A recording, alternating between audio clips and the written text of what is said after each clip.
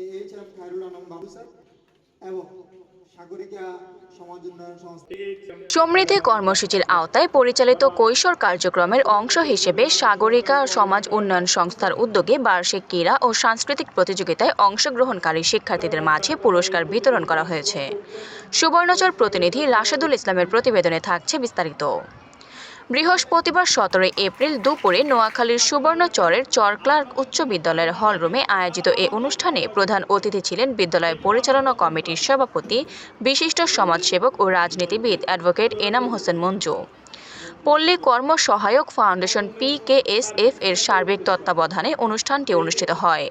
চর clerk উচ্চ বিদ্যালয়ের সহকারী শিক্ষক নূর জামান মাসুমের সঞ্চালনায় অনুষ্ঠানে বিশেষ অতিথি হিসেবে উপস্থিত ছিলেন বিদ্যালয়ের সহকারী প্রধান শিক্ষক AHM খায়রুল আলম বাবুল, সাগরিকা সমাজ উন্নয়ন সংস্থার সুবর্ণচর উপজেলা প্রোগ্রাম কোঅর্ডিনেটর রাজীব মাহমুদ, সহকারী প্রোগ্রাম কোঅর্ডিনেটর মোহাম্মদ মোসলেউদ্দিন এবং বিদ্যালয়ের সহকারী শিক্ষক আকবর হোসেন।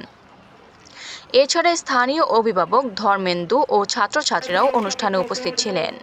বিজয়ীদের হাতে পুরস্কার তুলে দেন অতিথিরা। আয়োজক সংস্থার পক্ষ থেকে জানানো হয়, কিশোর কিশোরীদের মাদক, সহিংসতা ও সমাজবিরোধী কার্যকলাপ থেকে দূরে রাখতে এবং তাদের সৃজনশীলতা বিকাশে উদ্বুদ্ধ করতেই প্রতি বছর এ ধরনের ক্রীড়া ও সাংস্কৃতিক প্রতিযোগিতার আয়োজন করা হয়। ভবিষ্যতেও এ কার্যক্রম অব্যাহত থাকবে বলে জানান সংশ্লিষ্টরা। আফরিন মোমো, দৈনিক খোলা চোখ। আপনার স্বপ্নের যাত্রা হোক ফ্লাই ইনফিনিটির সাথে।